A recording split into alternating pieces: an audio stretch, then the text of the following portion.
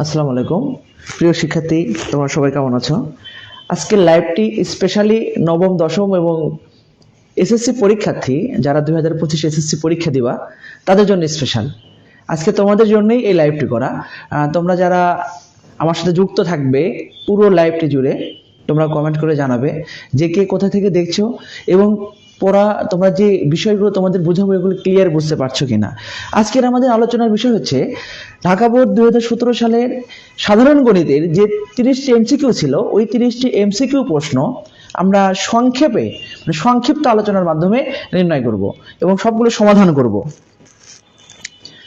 তোমরা লাইভটি দেখতে পাচ্ছ কিনা এটাও আমাকে জানাবা এবং তোমরা অবশ্যই লাইভটি বিভিন্ন গ্রুপে শেয়ার দিবা।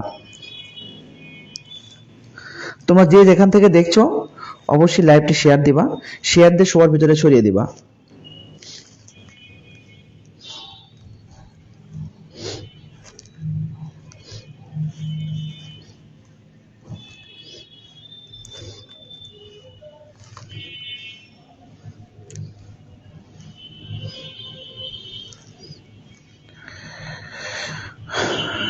দেখা যায় আমাদের সাথে এখনো লাইভে কেউ যুক্ত হয়নি। হ্যাঁ, আমরা আলোচনা শুরু করি। আমাদের 1 নম্বর প্রশ্নটি ছিল, 1 নম্বর প্রশ্ন এখানে দেয়া আছে যে দশম পদ নির্ণয় করো। একটা ধারা দেয়া আছে, এটা কিন্তু শুধু মানে নবম দশম শ্রেণীর জন্যই না, এটা কিন্তু আমরা যারা জব প্রত্যাশী আছি প্রত্যেকের জন্যই গুরুত্বপূর্ণ।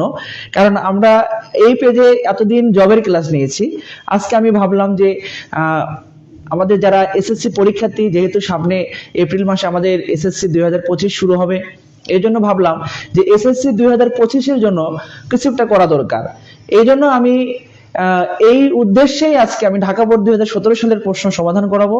এটা শুধু আমাদের এসএসসি পরীক্ষার্থীদের জন্যই না, আমরা যারা জব প্রত্যাশী আছি প্রত্যেকের জন্যই গুরুত্বপূর্ণ। এই জন্য আমরা সবাই ভিডিওটি না টেনে সম্পূর্ণ লাইভটা দেখব এবং সবাই ভিডিওটি শেয়ার করব। এখানে এটা ধারা দেয়া আছে। প্রথমে আমাদের জানতে হবে এই ধারাটা সমান্তর ধারা না গুণোত্তর ধারা। দশম পদ যেহেতু আমরা নির্ণয় করব, যদি সমান্তর ধারা হয় তাহলে সমান্তর ধারার সূত্র ব্যবহার করে আমরা দশম পদ নির্ণয় করব, আর যদি গুণোত্তর ধারা হয় তাহলে গুণোত্তর ধারার সূত্র ব্যবহার করে আমরা দশম পদ নির্ণয় করব। তাহলে আমরা প্রথমে খেয়াল করি ধারাটা, এখানে ধারাটির প্রথম পদ দেয়া আছে 2, দ্বিতীয় পদ 4, তৃতীয় পদ 6, অর্থাৎ 2, 4, 6। এখন আমরা দেখতে পাচ্ছি এখানে প্রত্যেকটি পদের ব্যবধান 2। তাহলে যখন পাশাপাশি দুটি পদের ব্যবধান 2 হবে, মানে সেম হবে, তখন ওই ধারাটাকে আমরা বলি সমান্তর ধারা। তাহলে এখানে এ এর মানটা দেয়া, এ হচ্ছে প্রথম পদ, ডি হচ্ছে সাধারণ অন্তর। তাহলে দ্বিতীয় পদ থেকে প্রথম পদ বাদ দিলেই আমরা সাধারণ অন্তর পেয়ে যাব। আমাদের দশম পদ নির্ণয় করতে বলছে। আমরা জানি n তম পদের যে সূত্রটা a plus n minus 1 into D, এখানে দশম পদ বের করতে বলছে। তাহলে এখানে a এর মানটা বসিয়ে দিব, n এর পজিশনে 10 বসাই দিব, d এর পজিশনে 2 বসাই দিব। তাহলে 2, এখানে আমাদের মানটা হবে 20, অর্থাৎ আমাদের উত্তর হবে 20। তাহলে আমাদের প্রথমে খেয়াল করতে হবে আমাদের এই ধারাটা সমান্তর ধারা না গুণোত্তর ধারা, এটা আমরা খেয়াল করব। তারপর আমরা যততম পদ নির্ণয় করতে বলবে তততম পদটাই আমরা নির্ণয় করব। পরবর্তী প্রশ্ন বলছে ত্রিভুজের 3টি কোণের অনুপাত দেয়া আছে, বলছে বৃহত্তর এবং ক্ষুদ্রতর কোণদ্বয়ের পার্থক্য নির্ণয় করো। তাহলে বৃহত্তর এবং ক্ষুদ্রতর কোণদ্বয়ের পার্থক্য, এই প্রশ্ন কিন্তু আমি এনটিআরসি এর যে বিগত বছরের প্রশ্নগুলো সমাধান করিয়েছি, সেখানে কিন্তু বারবার একই প্রশ্ন সলভ করছি। আজকে কিন্তু এটা আমরা দেখতে পাচ্ছি যে ঢাকা বোর্ড 2017 সাল যে বোর্ড পরীক্ষা এসএসসি পরীক্ষার্থীদের জন্য, এখানেও কিন্তু সেম প্রশ্নটাই আসছে। তাহলে আমি বৃহত্তর এবং ক্ষুদ্রতর কোণ নির্ণয় করতে চাই। তাহলে বৃহত্তর কোণ আমরা শিখেছিলাম এভাবে, বৃহত্তর কোণ আমরা যেহেতু জানি ত্রিভুজের 3টি কোণের যোগফল 180 ডিগ্রি, এটার সাথে আমরা বৃহত্তর কোণ বললে এখানে বৃহত্তর অনুপাতটা দিব, দিয়ে হরে এখানে এই তিনটি অনুপাতের যোগফল ব্যবহার করব। তাহলে এখান থেকে আমরা যে মানটা পাই, আমরা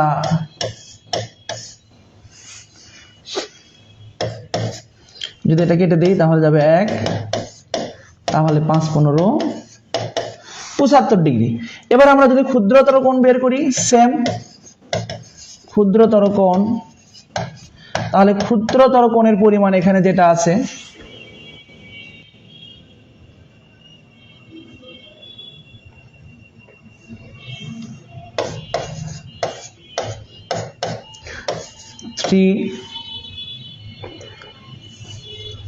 এবং তাহলে এখান থেকে আমরা পাবো হচ্ছে 45 ডিগ্রি। তাহলে এই দুটার যদি আমরা বিয়োগ করে দেই, অর্থাৎ 75 ডিগ্রি থেকে যদি আমরা 45 ডিগ্রিকে বিয়োগ করে দেই, তাহলে যে মানটা পাবো আমরা, এই মানটাই হচ্ছে আমাদের বৃহত্তর এবং ক্ষুদ্রতর কোণের পরিমাণ। অর্থাৎ আমরা বৃহত্তর কোণ বের করতে বললে আমরা এভাবে নির্ণয় করব, এবং ক্ষুদ্রতর কোণ নির্ণয় করতে বললে আমরা এভাবেই নির্ণয় করব। এটা হচ্ছে অনুপাতের যে ফর্মুলা, সেখান থেকে করলে আমাদের সহজ হয়। তাছাড়াও আমরা বিভিন্ন ওয়েতে করতে পারি, যে তিনটি কোণের যেহেতু অনুপাত দেওয়া আছে, আমরা একটাকে 3x ধরতে পারি, একটাকে 4x ধরতে পারি এবং একটাকে 5x ধরতে পারি। এখান থেকে আমরা তিনটা অনুপাত যোগ করে দিলে আমরা জানি ত্রিভুজের তিনটি কোণের যোগফল 180 ডিগ্রি। সেখান থেকে আমরা x এর মান নির্ণয় করে আমরা মানটা বের করতে পারি।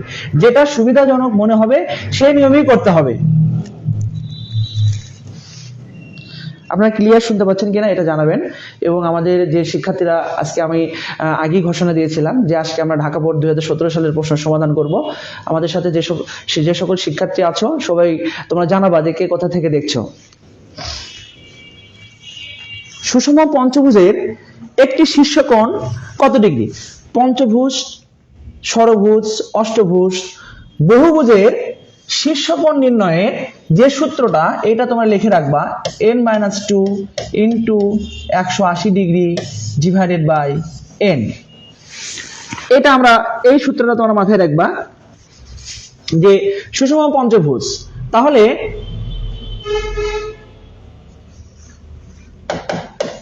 ফাইভ মাইনাস 2 গুণ 180 ডিভাইডেড বাই 5, তাহলে এখানে 3 ইন্টু 45 ডিগ্রি,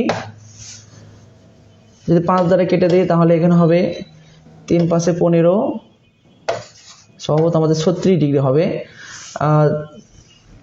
36 ডিগ্রি। তাহলে এখানে হবে 3 6 18, 108 ডিগ্রি। খেয়াল করো, আবার আমি বলি এখানে যে এই সুষম পঞ্চভুজের একটি শীর্ষ কোণ নির্ণয় করার জন্য পঞ্চভুজ, ষড়ভুজ অর্থাৎ সুষম বহুভুজের ক্ষেত্রে n-2 into 180 divided by n। nটা হচ্ছে কি ভুজ, অর্থাৎ যদি পঞ্চভুজ বলে তাহলে n এর মানটা হবে 5, ষড়ভুজ বলে n এর মানটা হবে 6। এটা আমরা মাথায় রাখবো। এভাবে আমরা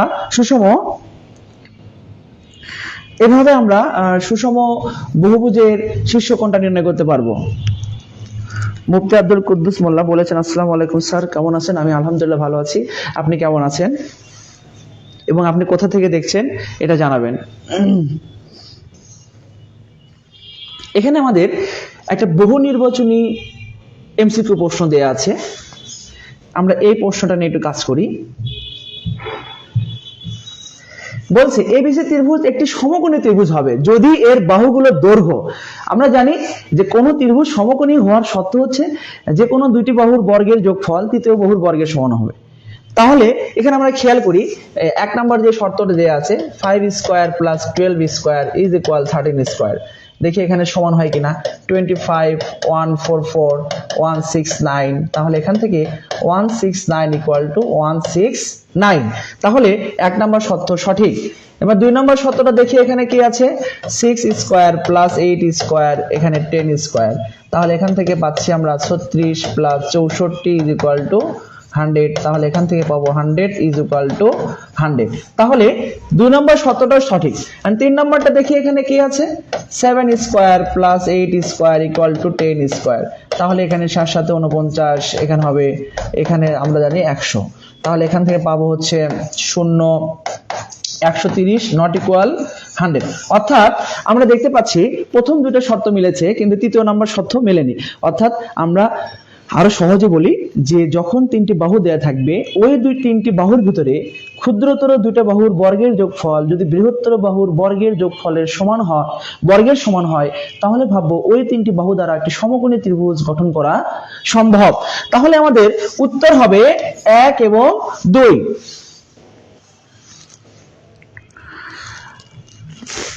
আমরা পরবর্তী প্রশ্ন নিয়ে কাজ করি।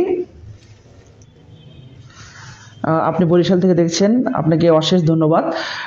আপনারা যারা আমাদের সাথে লাইভে যুক্ত আছেন, কে কোথা থেকে দেখছেন এবং আমাদের যাদের উদ্দেশ্যে আজকে আমাদের এই লাইভটি করা, যে এসএসসি 2025 ব্যাচের স্টুডেন্ট, তোমরা আমাদের সাথে কেউ লাইভে যুক্ত আছো কিনা এটা আমাদের জানাবে।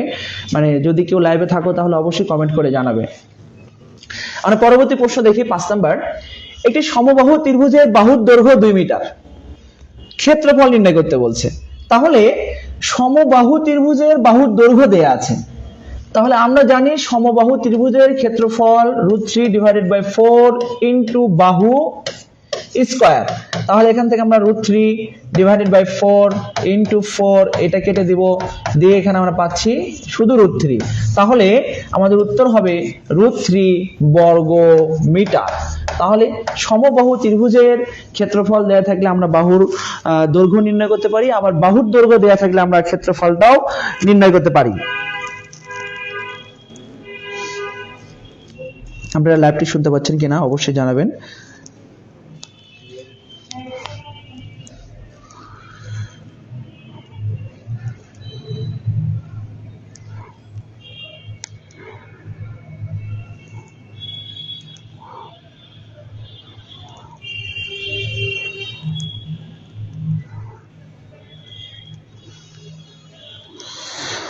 পরবর্তী প্রশ্নে আমরা কাজ করি।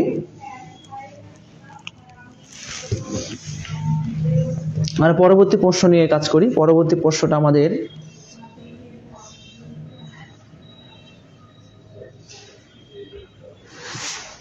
এখানে আমরা 12.1 কিছু প্রশ্ন ছিল, যে দুইটি সমীকরণ সঙ্গতিপূর্ণ, পরস্পর নির্ভরশীল এবং একটিমাত্র সমাধান বিশিষ্ট কখন থাকবে এই শর্তটা। এখানে x এর সহগদের অনুপাত, এখানে x এর সহগ দ্বয়ের অনুপাত, দুটো সমীকরণ। প্রথম সমীকরণ x এর সহগ 1, দ্বিতীয় সমীকরণের x এর সহগ 5। y এর সহগ দ্বয়ের অনুপাত 3 / 15 = 1 এবং ধ্রুবক পদের অনুপাত যখন আমাদের এই তিনটা অংশই সমান হবে, অর্থাৎ x এর সহগদের অনুপাত, y এর সহগদের অনুপাত এবং ধ্রুবপদ এই তিনটাই যখন সমান হবে, তখন আমাদের শর্ত হবে সঙ্গতিপূর্ণ, পরস্পর নির্ভরশীল এবং একাধিক সমাধান থাকবে, একটি মাত্র না। তখন আমাদের ওই সমীকরণ দ্বয়ে একাধিক সমাধান থাকবে, অর্থাৎ x এবং y এর সমাধান অসংখ্য থাকতে পারে। এই জন্য আমাদের এখানে উত্তর হবে 1 এবং 2, 3 নাম্বারটা হবে না। এগুলো আমরা মাথায় রাখবো, এগুলোকে বলা হয় বহু নির্বাচনী এমসিকিউ প্রশ্ন। এখানে একটা উদ্দীপক দিয়ে আমাদের একটা 3টা শর্ত থাকবে, এর ভিতরে আমাদের যে কোনো 2টি হতে পারে, 3টি হতে পারে, এটা আমাদের বেছে নিতে হবে। পরবর্তী প্রশ্ন, এই প্রশ্নটা আমাদের জবের ক্ষেত্রে খুবই গুরুত্বপূর্ণ। আমরা যারা জব রিলেটেড পরীক্ষা দিচ্ছি, এই প্রশ্নটা প্রায় পরীক্ষায় দেখা যায়। এটা খুবই গুরুত্বপূর্ণ যে দুটি সংখ্যার অনুপাত দেয়া আছে, এদের লসাগু দেয়া আছে, এদের গসাগু নির্ণয় করো। তাহলে দুটি সংখ্যার অনুপাত, প্রথম সংখ্যাটাকে আমরা ধরে নিলাম 5x এবং দ্বিতীয় সংখ্যা 4x। আমাদের এখানে লসাগু দেয়া আছে, তার লসাগু দেয়া আছে 1 2 0। আমরা জানি দুটি রাশির ভিতরে লসাগু যে অংশটা মিলবে সেটাও নিব এবং যেটা মিলবে না সেই অংশটাও আমরা নিব। তাহলে আমরা বলতে পারি এখানেও x, এখানেও x, অর্থাৎ এই কমন অংশটার জন্য আমরা x নিব এবং তাছাড়া অতিরিক্ত একটা 5 এবং একটা 4 আছে, আমরা 4 এবং 5টা এখানে নিয়ে নিব, = 1 2 0। এখন এখান থেকে যদি আমরা x এর মানটা নির্ণয় করি তাহলে আমরা পেয়ে যাচ্ছি 6। তাহলে আমরা বলতে পারি এক্স এর মানটাই হচ্ছে গসাগু। কেন এক্স এর মানটা গসাগু? উভয় রাশির ভিতরে এই এক্সটা আমাদের কমন আছে, অর্থাৎ যখন আমরা গসাগু নির্ণয় করব, দুই বা ততোধিক রাশির ভিতরে যখন আমরা গসাগু নির্ণয় করব, তখন প্রত্যেকটা রাশির ভিতরে যে মানটা কমন থাকবে ওই মানটাকে আমরা বলবো গসাগু। তাহলে এখানে আমরা গসাগুর মানটা পেয়ে গেলাম কত? 6। তাহলে আমাদের উত্তর হবে 6।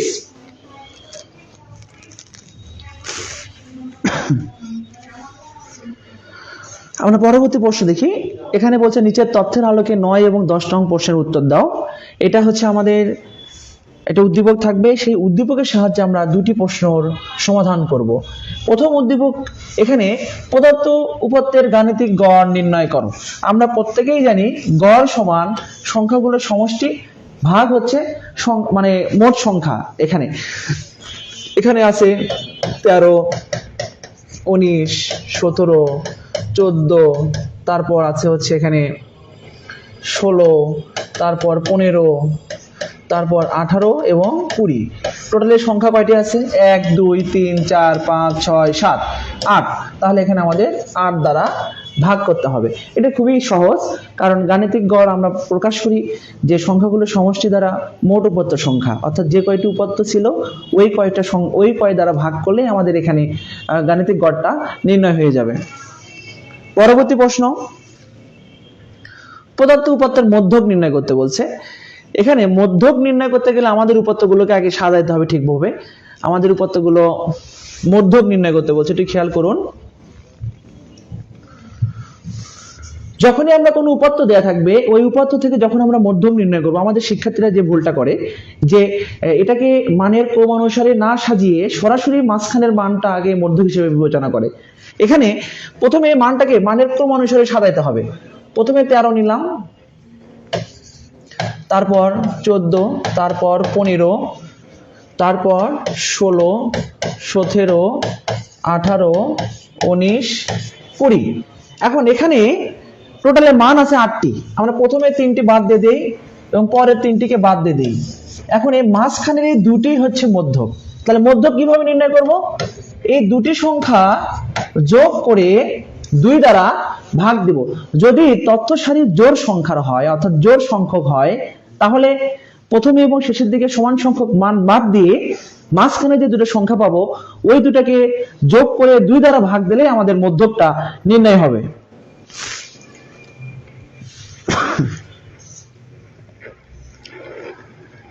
পরবর্তী প্রশ্ন, যে 12 নম্বর। প্রিয় শিক্ষার্থী, তোমরা প্রশ্ন পড়ার সময় একটু খেয়াল রাখবা। তোমরা যখন প্রশ্নটা পড়ো, তোমরা এখানে একটু বিশেষ ভুল করো। সেটা হচ্ছে দেয়া আছে পি পাওয়ার অফ মানে পি অফ এর প্রকৃত উপসেট নির্ণয় করো। প্রকৃত উপসেট এবং উপসেট, তাহলে উপসেটটা নির্ণয় হয় এভাবে, উপসেট 2 মাথার উপর n এবং প্রকৃত উপসেট 2 to the power n minus 1। অর্থাৎ এখানে n হচ্ছে উপাদান সংখ্যা 1, 2, 3, 4 মাইনাস 1। তাহলে এখান থেকে 16 থেকে 1 বাদ দিব, উত্তর হবে 17। অর্থাৎ উপসেট যা হবে প্রকৃত উপসেট তার চাইতে 1 কম হবে।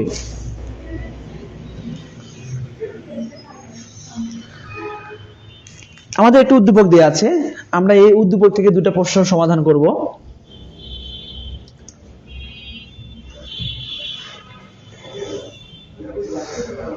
এখানে প্রথম যে প্রশ্নটা দেয়া আছে x² + 2 = 3x, আমাদের বের করতে বলছে এইটার মান। এটা খুবই ইজি, আমরা সরাসরি x দ্বারা ভাগ করে দিব উভয় পাশে, 2/x 3x / x। তাহলে এখান থেকে আমরা পাচ্ছি x + 2/x = 3। তাহলে আমাদের উত্তর হবে C। আমাদের দ্বিতীয় যে প্রশ্নটা বলছে, আমরা দ্বিতীয় প্রশ্নটা দেখি। দ্বিতীয় প্রশ্নটা যেটা বলছে আমাদের,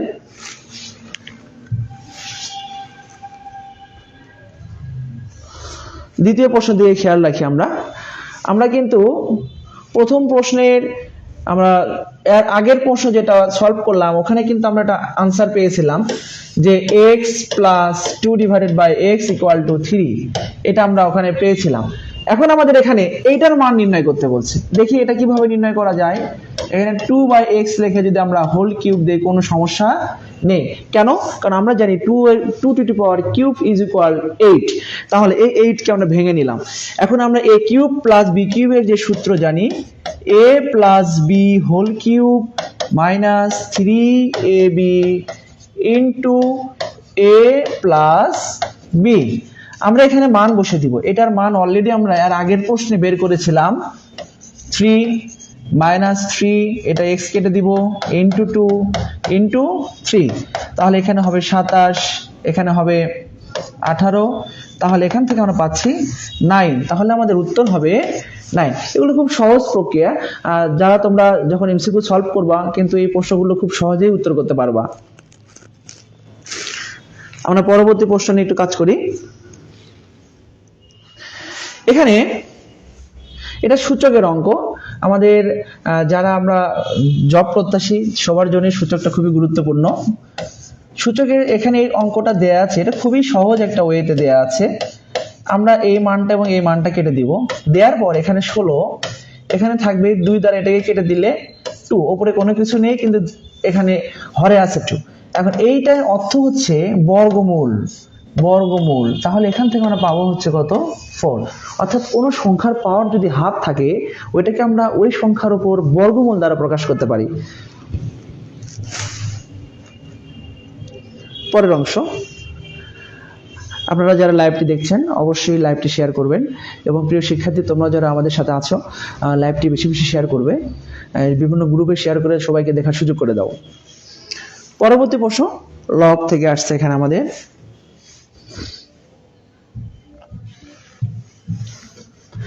এখানে আমরা জানি, আমরা লগের ক্ষেত্রে যে বেসিক ফর্মুলা, যে বেজ এবং মানটা যখন 1 হবে তখন তার মানটা সেম হবে, তখন তার মানটা হবে 1। এখানে বেসটা ছিল 4, তাহলে এখানে আমাদের আছে 2। আচ্ছা, এখানে লগ বর্গমূল 3 27। এবার একটু খেয়াল করুন, আমাদের বেসটা 4 আছে, তাহলে এখানেও আমাদের 4 নিয়ে আসতে হবে। এখন প্রশ্ন হচ্ছে এখানে আছে 2, তাহলে এখানে 4 কিভাবে নিয়ে আসবো? বর্গমূল 4, কারণ 4 কে বর্গমূল করলেই 2 হবে, মানের কোনো পরিবর্তন করা যাবে না। তাহলে এখান থেকে এবার দেখি এখানে √3, তাহলে এখানে আছে হচ্ছে 27। তাহলে আমরা জানি 3 এর মাথার উপর কিউব করলে হয় 27। এখন যদি আমরা √3 এর মাথার উপর তাহলে কত দিব? এখানে 6। একটু খেয়াল করুন, কারণ হচ্ছে যখন আমরা কোনো মানকে বর্গমূল করি তখন তার যে পাওয়ার থাকে সেই পাওয়ারটা দ্বিগুণ হয়। কেন দ্বিগুণ হচ্ছে? এখান থেকে এইদিকে একটু লক্ষ্য করুন, এখানে 3 এখানে 6 কেটে দিলে আবার পুনরায় 3 টু দি পাওয়ার কিউব আসবে। এই জন্য আমরা এখান থেকে বর্গমূল 3 লিখে তার 2 টু দি পাওয়ার 6 লিখব। এখন এখানে একটু খেয়াল করি আমরা যে আমাদের এই বর্গমূলটাকে আমাদের প্রয়োজন নেই, কারণ এই বর্গমূলটাকে আমাদের প্রয়োজন নেই, কারণ বেসটা আছে 4, 4টাই লাগবে। এবার আমাদের এই 6টাকে সামনের দিকে পাঠিয়ে দিলাম লগ, তাহলে এখান থেকে পাচ্ছি বর্গমূল 3। তাহলে এখান থেকে আমরা যে মানটা পাবো, যে হাফটা সামনে চলে আসবে, লগ 4 এবং 6 লগ বর্গমূল 3, এটার মানও 1 হবে, এটার মানও 1 হবে। সর্বশেষ আমরা পাবো হাফ প্লাস 6। অর্থাৎ আমাদের এই দুটোকে যদি আমরা লসাগু করি তাহলে এখানে 1 প্লাস 6 × 12, 13 ডিভাইডেড বাই কত? 2। কিন্তু আমাদের 13 ডিভাইডেড বাই 2 এখানে কোনো উত্তরে নেই, তাহলে আমরা বলতে পারি যে এটার উত্তর ভুল ছিল। আমাদের উত্তরটা আসছে 13 ডিভাইডেড বাই 2। আপনারা এই ওয়েতে আরো একবার করে দেখবেন। আমরা পরবর্তী প্রশ্ন দেখি, নিচের কোনটি মূলদ সংখ্যা? যে সংখ্যাকে p/q আকারে প্রকাশ করা যায়, অর্থাৎ যে সংখ্যাকে p/q আকারে প্রকাশ করা যায় ওই সংখ্যাকে মূলদ সংখ্যা বলে। অথবা আমরা আরো একটা ওয়ে জানি যে যে সংখ্যাগুলোকে ভাগ করলে দশমিকের পর একই ক্রমে থাকে। যেমন আমি আরো ক্লিয়ার করে দিই আপনাদের, এটা আসলে বুঝিয়ে দিই আপনাদের, যে যেমন ধরেন একটা সংখ্যাকে ভাগ করলাম, যে তাহলে আসবে 1.20202020 অর্থাৎ সিমিলার মান বারবার আসবে। তাহলে এই সংখ্যাগুলোকে আমরা এই সংখ্যাগুলোকে আমরা মূলদ সংখ্যা বলি। তাহলে আমরা জানি √3 একটি অমূলদ সংখ্যা, অমূলদ সংখ্যার সাথে যে কোনো সংখ্যা গুণ করলে এটা অমূলদ সংখ্যাই হয়। আমরা এটাও জানি √7 একটি অমূলদ সংখ্যা, √2 একটি অমূলদ সংখ্যা এবং √3 একটি অমূলদ সংখ্যা। যে দুটি অমূলদ সংখ্যাকে ভাগ করলে ওই সংখ্যাটাও অমূলদ সংখ্যা হয়। তাহলে আমরা 100% শিওর এটা একটা মূলদ সংখ্যা। কিভাবে? আমরা 12 এবং √3 এটাকে ভেঙে দেই। তাহলে এটাকে যদি ভেঙে দেই 4 ইন্টু কত 3, এখানে √3, আমরা যদি আলাদা করে নিই √4, এখানে √3 ডিভাইডেড বাই √3, এটা কেটে দিব। তাহলে এখান থেকে আমরা পাচ্ছি সরাসরি 2। তাহলে আমরা অবশ্যই বলতে পারি এটি একটি মূলদ সংখ্যা।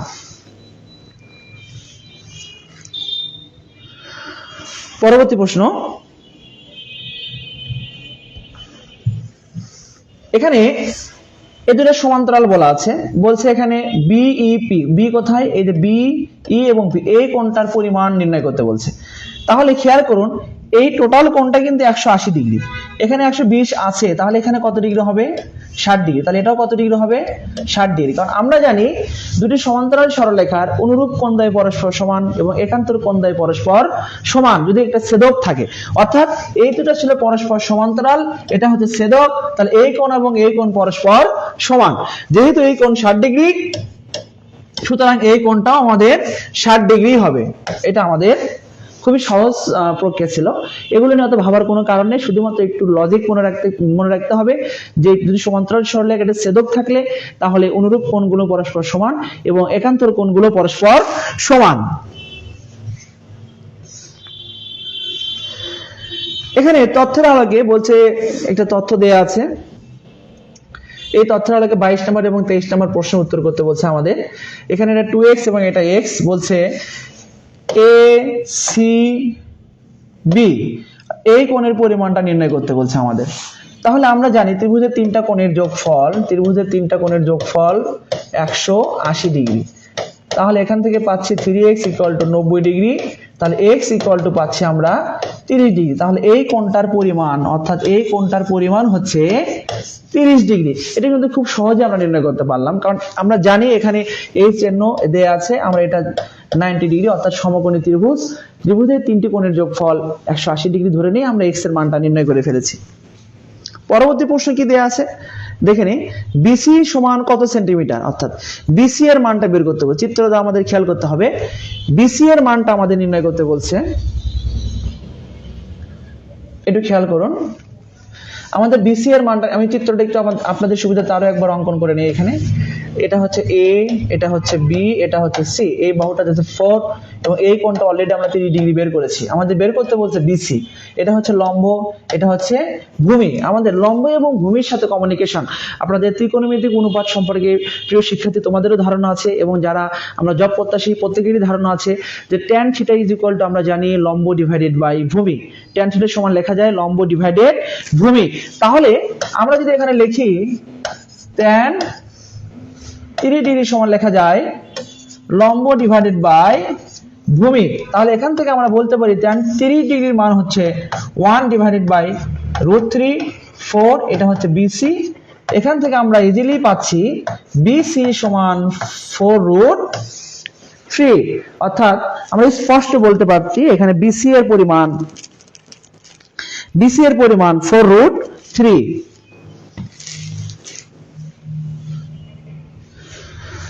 আমরা পরবর্তী প্রশ্ন নিয়ে কাজ করব। আমরা এটাও জানি যে একই চাপের উপর দণ্ডায়মান কেন্দ্রস্থ কোণ বৃত্তস্থ কোণের দ্বিগুণ, কেন্দ্রস্থ কোণ বৃত্তস্থ কোণের দ্বিগুণ, এটা আমরা জানি। তাহলে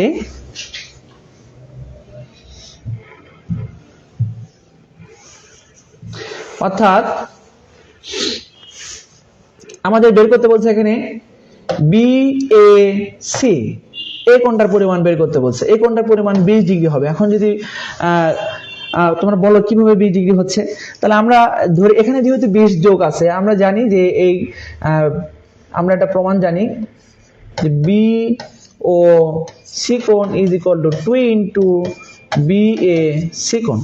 তাহলে এই কোণটার পরিমাণ হচ্ছে x + 20 আর 2 এই কোণটার পরিমাণ হচ্ছে x। তাহলে এখান থেকে আমরা 2x মাইনাস এক্স, এবার দেখো 20 ইজ ইকুয়াল টু কত এক্স, আর আমাদের এখানে এক্স এর পরিমাণটাই নির্ণয় করতে বলছে। খুব সহজে কিন্তু হয়ে যায়। আমরা শুধু একটা ফর্মুলা মনে রাখবো যে বৃত্তের একই চাপের উপর দণ্ডায়মান কেন্দ্রস্থ কোণ তার বৃত্তস্থ কোণের দ্বিগুণ। পরবর্তী প্রশ্ন, সমীকরণের মূলদ্বয় নিচের কোনটি? তাহলে মূলদ্বয় নির্ণয় করতে বলছে, তাহলে এই সমীকরণকে আমরা সমাধান করে এক্স এর মানটা নির্ণয় করব। এটা মিডল টার্ম করব আমরা সরাসরি, এখানে এক্স স্কোয়ার মাইনাস এই 6 কে ভেঙে দিতে হবে, 3 দোকানো 6, তাহলে 3 এবং 2 এখানে -5 আছে। বিষয়টা হচ্ছে 3 এবং 2 বিয়োগ করলেই, দুটো যোগ করলেই কিন্তু 5 হচ্ছে।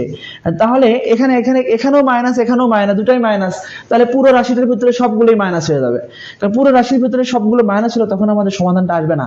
এই জন্য আমরা এটা 6 কে যখন ভেঙে দেই, এখানে আমরা এভাবেও কিন্তু ভেঙে দিতে পারি, 6 × 1 অর্থাৎ 6 কে 6, এবং 6 থেকে 1 বাদ দিলেই কিন্তু আমরা 5 পেয়ে যাচ্ছি।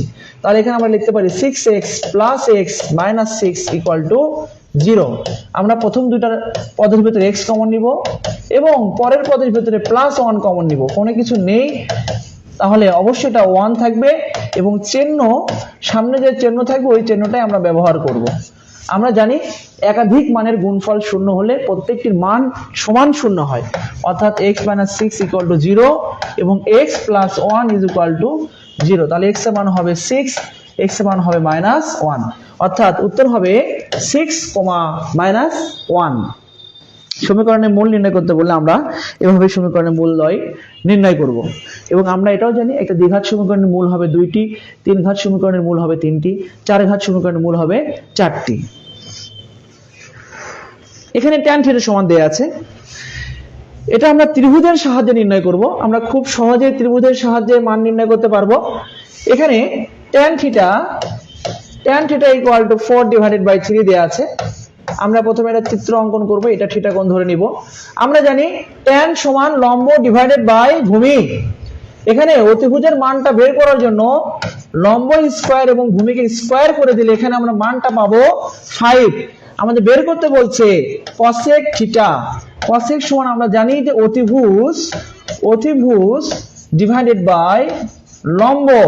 তাহলে অতিভুজের মান পেয়েছি 5 আর লম্বের মান দেয়া আছে 4, অর্থাৎ আমাদের উত্তর হবে 5/4। এটা খুবই সহজ। এইরকম টাইপের যে অঙ্কগুলো থাকবে অবশ্যই তোমরা চিত্র দিয়ে সমাধান করার চেষ্টা করবে, তাহলে খুব সহজে হয়ে যাবে। পরবর্তী প্রশ্ন, থিটা এর মান বের করতে বলছে। এটাও খুবই সহজ, কারণ থিটা এর মান বের করা, এখানে cosec θ = √2। আমরা জানি cosec 45 ডিগ্রি মান √2। এই cosec এবং cosec কেটে যাবে, θ = 45 ডিগ্রি। তাহলে cosec কত ডিগ্রি মান √2 এটা আমাদের জানতে হবে। এটা যদি আমরা জানতে পারি তাহলে এই সমাধানটা আমরা খুব সহজেই করতে পারবো।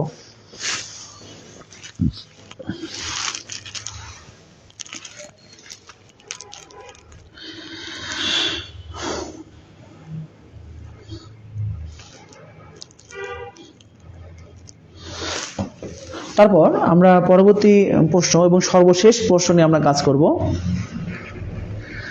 আমাদের এখানে সর্বশেষ প্রশ্ন মান নির্ণয় করতে বলছে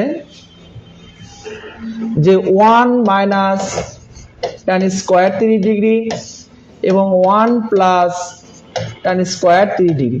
আমরা জানি যে tan 30 ডিগ্রির মান হচ্ছে 1/√3। 1 এখানেও আমরা 1/√3 স্কয়ার করে দিলাম। তাহলে এখান থেকে আমরা পাবো হচ্ছে 1 - 1/3। এখান থেকে আমরা পাবো এই যে মানটা। এখন যদি আমরা লসাগু করি তাহলে 3, এখানে 3 - 1, 3, এখানে 3 + 1, এই মানটা এবং এই মানটা যদি বাদ দিয়ে দিই কেটে যাবে, তাহলে লবে থাকবে 2, হরে থাকবে 4। আমরা যদি কেটে দেই তাহলে এখানে পাবো 1/2। প্রিয় শিক্ষার্থী, তোমাদের উদ্দেশ্যে একটা মেসেজ দেই, তোমরা যদি বিগত বছরের বোর্ড প্রশ্ন সমাধান করো, আমি আশা করি তোমরা 30টির ভিতরে অন্তত 25টি তোমার এমসিকিউ কমন পাবে। শুধু কমন পাবে, এটা মানে বিগত বছরের প্রশ্নগুলো বারবার রিপিট হচ্ছে, বারবার রিপিট হয়েই কিন্তু প্রশ্নগুলো সেট আপ হচ্ছে। তোমরা যদি একটু মনোযোগ দিয়ে যদি বিগত বছরের প্রশ্নগুলো 17 সাল থেকেও যদি 24 সাল পর্যন্ত, 23 সাল পর্যন্ত বা 24 সাল পর্যন্ত সবগুলো প্রশ্ন যদি দেখো, তাহলে আমার মনে হয় না যে তোমাদের কোনো প্রশ্ন মানে আনকমন থাকবে। এই জন্য আমি তোমাদের বলবো, তোমরা অবশ্যই বিগত বছরের প্রশ্নগুলো দিকে খেয়াল রাখবে। এবং যারা আমার পেজটি এখনো ফলো করেনি বা আমার পেজের সাথে যারা যুক্ত নেই, তারা অবশ্যই আমার পেজটিকে ফলো করবে। আমি তোমাদের জন্য নিয়মিত এরকম ভিডিও বানাবো। এবং আমরা যারা চাকরি প্রত্যাশী আছি, বিভিন্ন চাকরির জন্য চেষ্টা করছি, পরীক্ষা দিচ্ছি, আপনাদের উদ্দেশ্যও বলতে চাই যে আপনারা অবশ্যই আমাদের ক্লাসগুলো ফলো করবেন, কারণ আপনাদের জন্য নিয়মিত এনটিআরসি এর শিক্ষক নিবন্ধন বা এনটিআরসি এর মাধ্যমে যে পরীক্ষাগুলো হচ্ছে, সেই পরীক্ষার প্রশ্নগুলো আমরা সমাধান করছি এবং বরাবরের মতোই সমাধান করে যাব ইনশাআল্লাহ। এবং আপনারা যারা আমাদের শিক্ষক নিবন্ধন পরীক্ষা দিবেন, 19তম প্রিলিমিনারি পরীক্ষা দিবেন, তাদের উদ্দেশ্যে বলতে চাই, আপনারা বাজারে বহু বই দেখেছেন, আমাদের হাতে একটি বই আছে, আপনারা চাইলে আমাদের বইটি নিতে পারেন। এবং এই বইয়ের ভিতরে আপনারা পাবেন 6ষ্ঠতম শিক্ষক নিবন্ধন থেকে 18তম শিক্ষক নিবন্ধন পর্যন্ত স্কুল পর্যায়ে 2 এবং কলেজ লেভেলের সকল প্রশ্ন ব্যাখ্যা সহ সমাধান। শুধু তাই নয়, এর সাথে পাবেন আপনারা প্রাইমারির পরীক্ষার প্রশ্ন এবং 10ম বিসিএস থেকে 46তম বিসিএস পর্যন্ত সকল প্রশ্ন ব্যাখ্যা সহ সমাধান। এবং শুধু তাই নয়, এবং সাবজেক্ট ভিত্তিক এখানে প্রশ্ন সমাধান আছে। এবং তার সাথে সাম্প্রতিক বিষয়ের বিগত 2 থেকে 3 মাসের যে সাম্প্রতিক ঘটনাবলী, তার উপর আপনাদের এখানে জিকে স্পেশাল নোট করা আছে। সবাই ভালো থাকবেন, সুস্থ থাকবেন। আসসালামু আলাইকুম।